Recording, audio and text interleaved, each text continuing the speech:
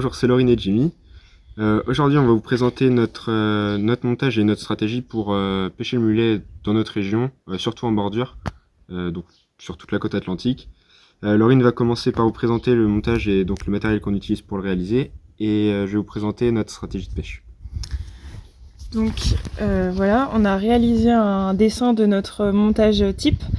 Il va signifier plus la légèreté, tout d'abord par la boucle qu'on va réaliser au tout début du montage, par les perles percées Stonefaux. D'ailleurs, les perles percées Stonefaux sont entourées de micro-perles qu'on va coller en taille 38 mm. Et au niveau des perles Stonefaux, on va réaliser le nœud. Un nœud que Lionel réalise, donc on va la retrouver sur la page Yuki Compétition. Ça a été la première vidéo réalisée pendant le confinement. Donc on vient fixer notre empile et notre hameçon. Donc on va utiliser un hameçon AX78 taille 7. Ce qui est intéressant en fait sur cet hameçon, c'est qu'il a une hampe plutôt longue. Il est ultra piquant.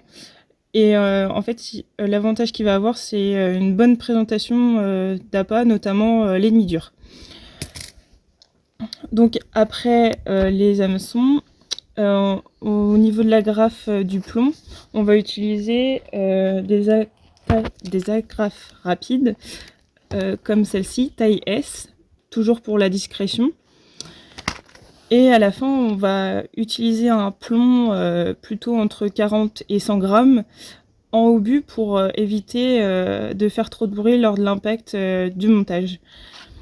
Donc là, ici, en fait, c'est toutes les tailles d'empile qu'on va utiliser, donc 40-40. Et en traînard, on va utiliser du 70 à 1 mètre, mais ça dépend des situations. Et après, en fait, on a ajouté des options. Donc sur les 2 premières empiles, parfois on va venir mettre des perles flottantes, mais ça c'est pareil, Jimmy va vous parler de cette stratégie-là après. Ça dépend de l'endroit, puis aussi, oui, ça dépend de l'endroit, de la mer, du temps, enfin, bon voilà. Et après... Et donc si vous avez d'autres questions sur ce dessin-là, n'hésitez pas à poster des commentaires sous la vidéo. Donc maintenant, je vais vous parler un peu de l'utilisation de ce montage. C'est un montage qu'on utilise souvent en début de pêche en fait, parce qu'il est très polyvalent, et on l'utilise surtout pour rechercher les poissons dans la bordure. Parce qu'il faut savoir que les mulets, des fois, ils se nourrissent très bien au ras du sable, comme ils peuvent être dans la couche d'eau supérieure. Donc, comme l'a dit Laurine, on peut fixer des perles flottantes sur les 2 premières empiles, pour pouvoir voir si justement ils ont plutôt tendance à se nourrir un peu décollé du fond, ou s'ils mordent plutôt sur les traînards. Et donc une fois qu'on a repéré bien, si on détecte un mode de nourrissage type, on va adapter ce montage. Donc s'ils se nourrissent plutôt au fond, on enlève les perles flottantes.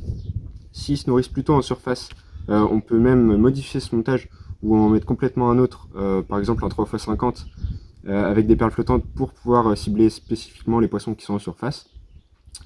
Et aussi on utilise une petite astuce, on rajoute en fait un morceau de fil qu'on accroche sur l'agrafe du plomb et où on va fixer notre plomb.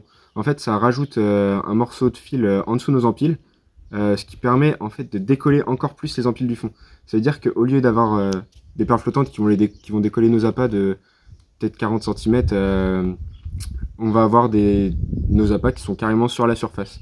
Et des fois, ça peut sauver la pêche sur des pêches de mulets. En perles flottantes, on utilise du blanc, du jaune, du orange, ça dépend sur quoi les poissons sont axés. Ça dépend aussi de la couleur de l'eau, on pense, et voilà. C'est tout ce que j'ai à dire en fait. Bah, moi j'ai oublié quelque chose à dire sur le montage, les fils utilisés. Donc en fait on utilise beaucoup pour le corps de ligne du 33 centièmes, mais ça va être le Seiko Stiff, toujours pour la discrétion.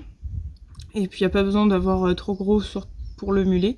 Et puis donc pour les empiles on va prendre du soft en 20 centièmes. C'est assez polyvalent, c'est discret, c'est du fluorocarbone, donc c'est important pour la discrétion du mulet. Donc je pense qu'on a tout dit.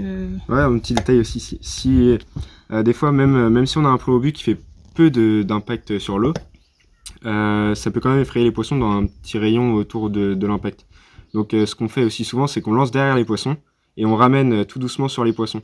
Donc en plus de ramener doucement, donc les poissons ne vont pas entendre l'impact, et ça peut aussi faire décoller légèrement du sable derrière. Donc ça peut attirer aussi les poissons sur la zone des appâts. Voilà.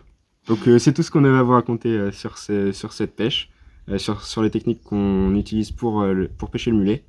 Puis on vous dit bonne fin de confinement en espérant que ça soit pas trop long.